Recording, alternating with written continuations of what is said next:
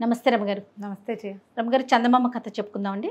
చందమామ కథే కానీ ఇది నిజానికి చరిత్రలో జరిగిన విషయంగా చెప్తారు. ఆహా, వేములవాడ భీమకవి పేరు విన్నావు కదా. విన్నాను. ఈ ద్రాక్షారామం ప్రాంతంలో జన్మించాడని, ఆయన భీమేశ్వర స్వామి వరప్రసాదుడని, ఆయన నోట్లోంచి ఏదొస్తే అది నిజమైపోతుందనేవారు.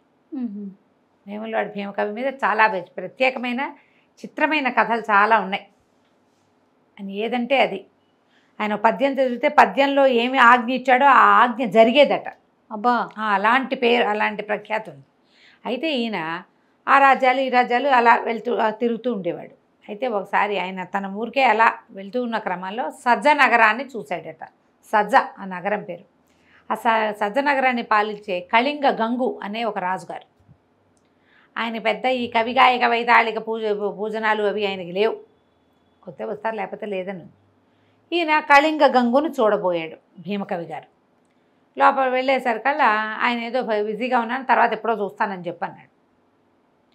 సరే, బయటకు వచ్చిన పహరావాడు ఉంటాడు, వాడు బయటకు వచ్చి, అయ్యా రాజుగారు ఏదో సందడిగా ఉన్నారండి, తర్వాత చూస్తానన్నారు అనగానే భీమకవి అన్నాడు, ఏమిటి ఒక కవి వస్తే అతనికి దర్శనం ఇవ్వడానికి ఇంత వేషమా?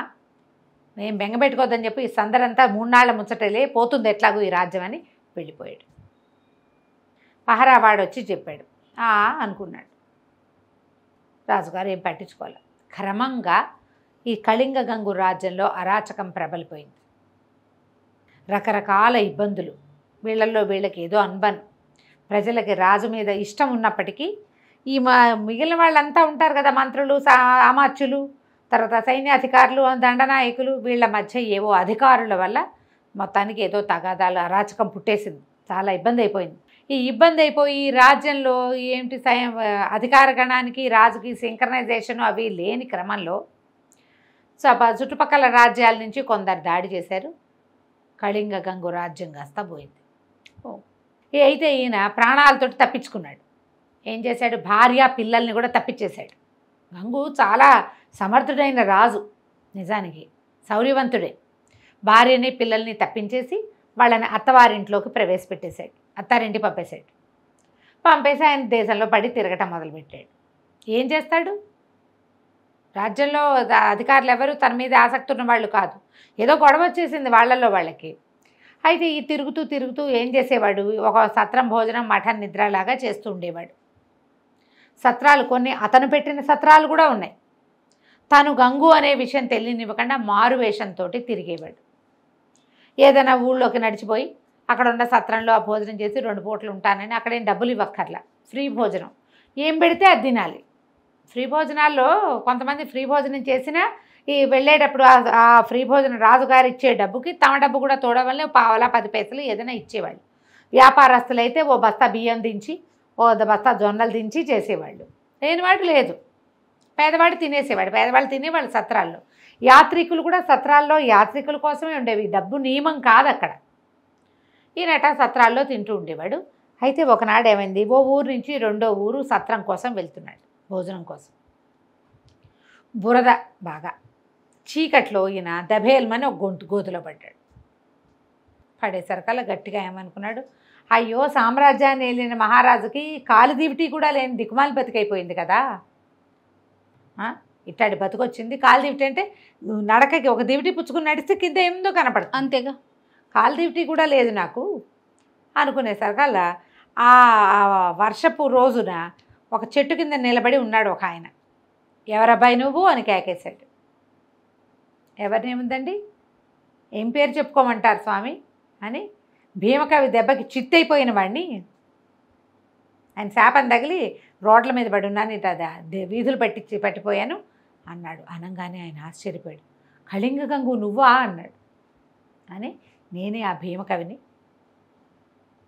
భయపడకు, బాధపడకు, షష్ఠి తర్వాత నీ కష్టాలు తీరుతాయి, షష్ఠి వరకు కష్టపడవు అంతే అని చెప్పి వెళ్ళిపోయాడు భీమకవి గారు.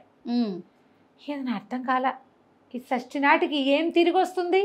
అత్తారిల్లు ఎక్కడో ఉంది, పెళ్ళాం పిల్లలు అక్కడ ఉన్నారు, ఏం ఆలోచనాన్ని అఘోరిస్తున్నారో తెలీదు.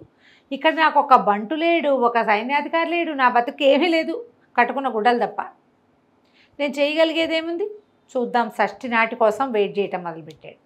అటా తిరుగుతూ రోజులు మారుతూ ఆయన సజ్జనగరపు పొలిమేరలలోకి చేరాడు. అక్కడ ఇతను వెళ్ళేసరికల్లా ఏమైంది, ఏదో సత్రంలో అన్నం తిని అటు వాకిటి వైపుకి తిరుగుతుంటే ఒక నాటకాల బృందం వాళ్ళు మాట్లాడుకుంటున్నారు. ఒరే అన్నీ కుదిరినాయిరా, ఒక రాజు వేషగాడ కుదరలేదు అని మాట్లాడుతుంటే సరే ఏమిటి అని అడిగేసరికల్లా వాళ్ళు ఏమన్నారు, అయ్యా మరి కళింగ గంగు మా రాజ్యానికి రాజు. ఉలిక్కిపడ్డాడు, ఏమిటి నేను సజ్జలో ఉన్నానా అని. సజ్జలోనే ఉన్నాడు. మా రాజు చాలా ప్రతిష్ట కలిగిన వాడు, ఎంతో గొప్పవాడు, రాజాభ్రష్టుడైపోయాడు. కొత్త రాజుగారు వచ్చారండి. ఆయన చేసిన రకరకాల పనులు, ఆయన సాహస కార్యాలు అవన్నీ కలిసి వరసలుగా పాటలుగా కట్టామండి.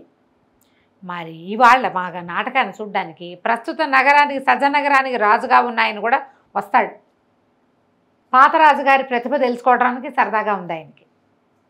మరేమో అందరు అన్ని వేషాలు కుదిరినాయండి. మంత్రి, సామంతులు, సైన్యాధిపతి వేషాలు. రాజు వేషం వేసేవాడు నిన్న రాత్రి ఎవరితోనో తీసుకుని చక్కపోయాడు.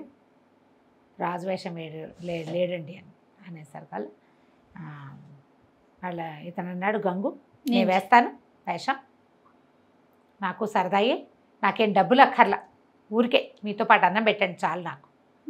కాకపోతే ఒకటి, కత్తి గుర్రం లేకపోతే వేయను. నాకు గుర్రం కావాలి, కత్తి కావాలంటే వీళ్ళన్నారు. అదెంత భాగ్యం అండి. మహారాజు వేషానికి ఎలాగూ గుర్రము ఉంటుంది, కత్తి ఉంటుంది. మంచి బ్రహ్మాండమైన కత్తి తెప్పించాం. గంగు దగ్గర ప్రత్యేకమైన కత్తి ఉంది, అలాంటిదే చేయించాం మేము. ఒకటి కత్తి మామూలు కత్తి అనుకుంటే దానికి ఒక వర ఉంది, రత్నాల వర. అట్లా అటువంటిదే మేము మామూలు రాళ్లతోటి చేయించాం, రంగురాళ్లతోటి. వేషం బాగా కనపడాలి కదా గంగు, ఎందుకంటే ప్రజలందరికీ గంగు తెలుసు. కళింగ గంగుని గుర్తుపడతారు జనం. ఆయన ప్రజల్లో తిరిగే మనిషి, ఇంట్లో ఉండే రాజు కాదు ఆయన. సేమ్ అట్టా గంగులాగా కనపడాలి కాబట్టి మేము అవన్నీ రెడీ చేసాం, నువ్వు చేరమన్నారు. సరే, రాజుగా తను చేయాల్సిన పాట, తను పాటలు పాడడం, తను ఏం డ్యాన్స్ చేయాలో అన్నీ నేర్చుకున్నాడు. ఆ పాత్రకు సరిపడా అవన్నీ ఆయన రాసిచ్చాడు. ఆ రాత్రికి అన్నం తిని అవన్నీ రాసి ఇచ్చిన కాగితం అంతా చదువుకుని రెడీ అయిపోయాడు. మర్నాడు మొత్తం అప్పచెప్పాడు. అందరూ ఆశ్చర్యపోయారు, అబ్బాయి మంచి నటకుడుగా ఉన్నాడు, ఈయన్నే పెట్టుకుందాం ఇక రాజుగా అనుకున్నారు. సాయంకాలం అయ్యేసరికల్లా మంచి బ్రహ్మాండంగా తెరలు ఏర్పాటు చేశారు. పెద్ద ఎత్తుగా గట్టి ఏర్పరిచారు తెరలు. కళింగ గంగుని గురించిన నాటకం మొదలైంది. రాత్రికి బాగా కథలు ఎక్కేసరికి రాజుగారు కూడా వచ్చాడు. పెద్ద పట్టుబాలీసులు వేసి ఆయనకి ఏవో టిఫిన్లు అవి ఇవి వడ్డిచ్చారు. తర్వాత తాంబూలం ఇచ్చారు. ఈయన తాంబూలం నవ్వులుతూ బాలీసులను హాయిగా ఆనుకుని రాజుగారు చూస్తున్నాడు. సరే, ముందు కథ అంతా నడిచింది. కళింగ గంగు, నా అన్న, తాత, మా అమ్మ వాళ్ళు ఎలాంటి వాళ్ళు, రాజ్యం ఎలా వచ్చింది గంగుకి, గంగు పెళ్ళేలా అయింది, తర్వాత గంగు ఏం చేశాడు అనగానే గంగుని ప్రవేశపెట్టారు. ప్రవేశపెట్టేసరికల్లా గుర్రం కత్తి వేసుకుని తలపాగా పెట్టుకున్న గంగు పాత్ర లోపలికి రంగం మీదకి ప్రవేశించగానే ప్రజలందరూ ఓహో ఓహో అన్నారు. గంగే వచ్చాడు అనుకున్నారు. రాజుగారు కూడా ఆశ్చర్యపోయాడు. నాటకుడు ఎంత బాగా కుదిరింది వేషం, గంగుని చూసినట్టే ఉంది రెండు. ఆ రోజు యుద్ధంలో చూశాడు ఆయన గంగుని, అంతే అదే మనిషి కనపడుతున్నాడు. యుద్ధంలో చూశాడు కదా కొత్త రాజు గారు, యుద్ధంలో జయించాడు గంగుని. గంగు పారిపోయాడు. అతన్ని ట్రై చేశారు కానీ ఆయన దొరకలా. బతుకున్నాడో లేదో కూడా మనకు తెలియదు. ఇతను మాత్రం సాక్షాత్తు కళింగ గంగులాగానే ఉన్నాడు. ప్రజలంతా ఓహో అన్నారు. అక్కడి నుంచి పాటలు మొదలైనవి.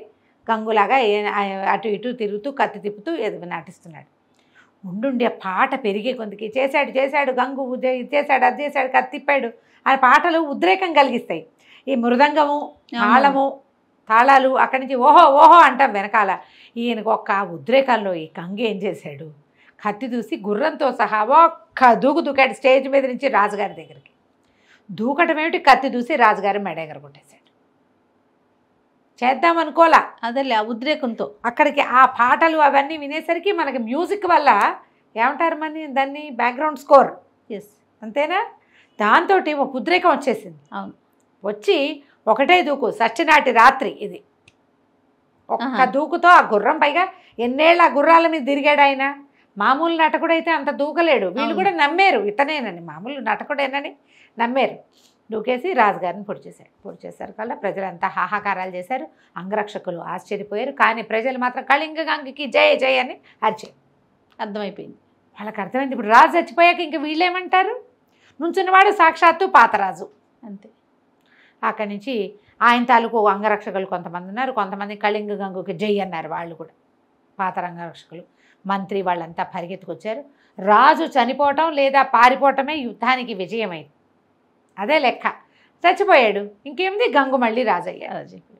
సప్తమి నాటి పొద్దున, అష్టమి షష్ఠి వెళ్ళిపోయింది, సప్తమి నాటి పొద్దున గంగు తనకి సింహాసనం మీద కూర్చున్నాడు. వేములవాడ భీమకవి గారి మాట అట్లా సత్యమైంది. ఆ తర్వాత ఎప్పుడూ కవిగాయక వైతాళికుల్ని ఏనాడు గంగు అవమానించలే, కవి పోషకుడుగా అయ్యాడనమాట. తర్వాత ఎన్నిసార్లు భీమకవి సజ్జనగరంలో విడిది చేసి గంగుతోటి మాట్లాడుతూ ఉండేవాడట. కథ కంచికి మనం ఇంటికి. నమస్తే. నమస్తే జయ.